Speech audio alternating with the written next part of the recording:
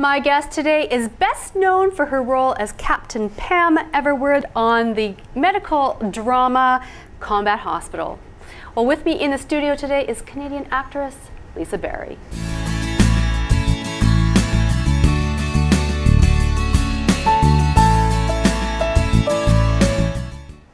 Hello, I'm Shannon Skinner, and this is Extraordinary Women TV. Now, you'll meet Lisa in a moment.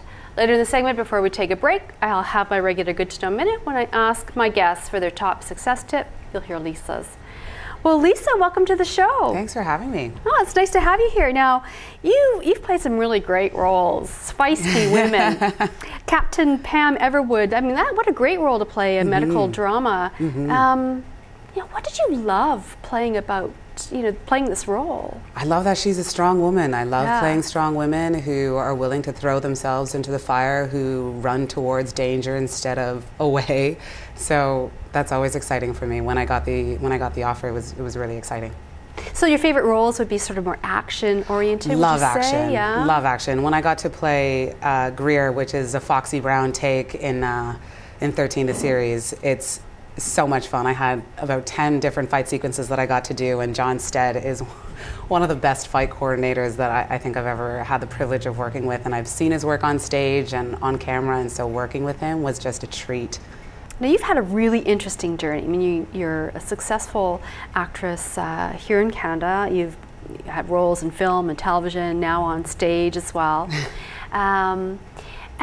But your journey started as a makeup artist. Yes, it did. Let's talk about that. Yeah, I was a makeup artist for years before I went into acting. I never thought you could actually make a living as an actor, so I got into another creative field that I enjoyed as well, and kind of just took off, got into fashion and doing bridals and just making people feel beautiful on special days and for occasions and getting new looks together for new fashion, and that was a lot of fun to do. And then I kept getting encouraged to try out for plays and musical. I sing, and my mother is is my biggest fan as a singer, and she is always just like, "You've got to go and audition for The Lion King, and you've got to." And I was like, "Fine."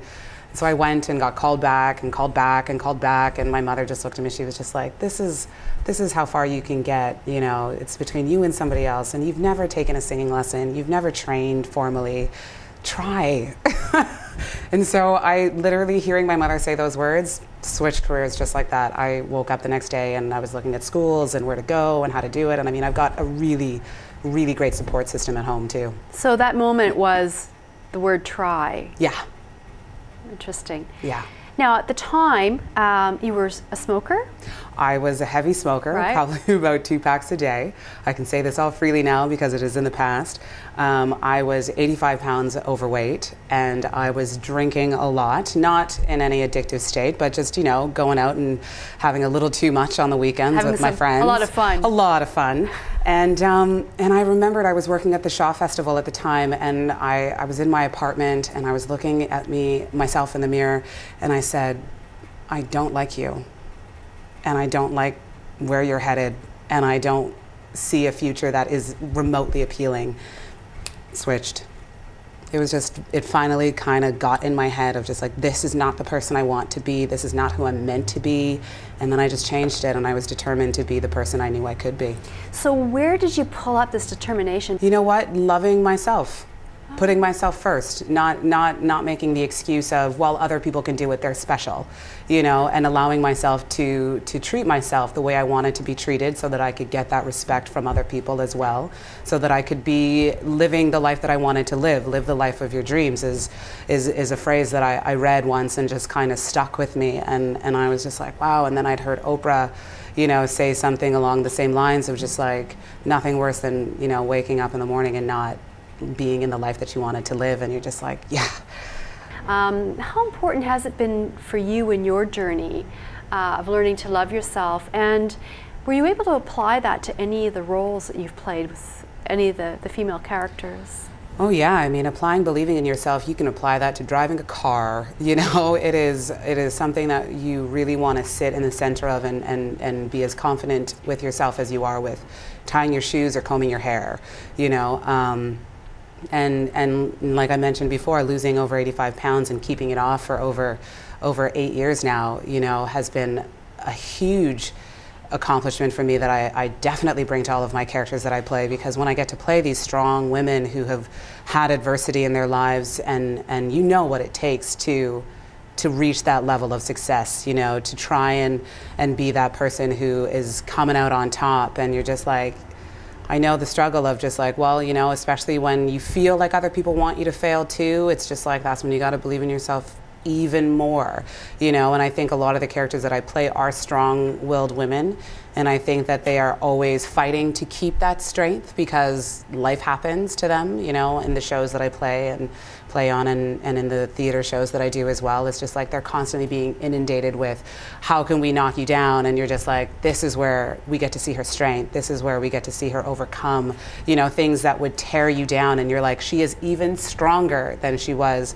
when you first met her, and she was already a strong person. So it's just building on that strength in a really great, positive way. So, I mean, from my experience as someone who's lost weight, kept it off, you know, changed their habits, yeah, I definitely bring all of that to the women that I play. Now, there's, you know, it's sort of known here in Canada that a lot of our youth, or a lot of our young talent, move to the U.S. Because that's where they feel that they can be more successful, bigger market, more opportunity. In your opinion, can young Canadian actors be successful in Canada? Absolutely. Here? Absolutely. You 110% can be successful and have the career that you desire. I think the only time people want to branch out and move into different categories is when they would like to experience different things. I mean, I'm in the process of branching out into a global market, you know, being able to be on shows that are airing in Europe and shows that are also airing in the States, and even in Australia. You know, I had somebody on my Facebook page be like, we could use you in Australia. And I was like, you're from Australia? Oh my goodness, that's fantastic. But I also think in terms of my craft as wanting to work with the best of the best of the best all the way around the world. I love the idea of having an international career so that I can do that. I got to work with Francois Blenard, who is a huge actor in Paris, and everybody who meets him is just like, you know, this is like the Anthony Hopkins of Paris. And I was like, no, I did not know that, and that's pretty cool. And he's such a giving actor, so kind. And if my work was limited to just one country, I would never get to experience what it's like to work in Spain with artists who have a different perspective on life, who are writing different stories, who are telling different stories about different women and different characters. And being able to play in that world, I think would be a lot of fun, because I like to. It's kind of like how I train as an athlete. It's like I like to train with the best, so that I'm constantly having to raise my standards and raise my expectations of what is possible for me. Now for you, with your vision, sort of how you see your life unfolding from here, what is it going to look like? Oh, it's going to look great. Yeah. I can trust the next 10 years now. You know, it's kind of like falling in love. The first time you fall in love and have your heart broken, you don't know that it's going to get better. You don't know that you're going to be okay. This heartache. Exactly. You don't know any of these things, right? And so it's the same as when you're starting off as a young entrepreneur in the business, and you're just like, can I trust my choices? Can I trust my instincts? Can I do this? And then you look at the last 10 years and you say, well, yeah, I can trust my instincts. I can trust that I have a good head on my shoulders. I can trust that the steps that I'm taking are taking me in the direction that I want to go. And you know, really, really having the life that I want to have. I mean, I'm already living my dreams, right? I play fantastic roles. I have a fantastic boyfriend. We have a beautiful home. You know, we're going to add a dog in the next year. Like, life's pretty good. So what would you say to the 16-year-old version of yourself? Relax. It's funny that you say that, because I always do that to myself. It's like, what would you say to your 10-year younger self? Now skip ahead and you're now in your 40s, and what would she say to you right now with all of any worries or doubts or fears that you have because of exactly what I would say to like my 20-year-old self and my 16-year-old self, of just like, relax, you're a hard worker, you're dedicated, you're going to persevere no matter what, so just enjoy the ride, because you know there's going to be a ride. It's not going to be smooth sailing, so take the swings, enjoy them, roll with it, flow with it. You're going to be happy with where you end up in the end.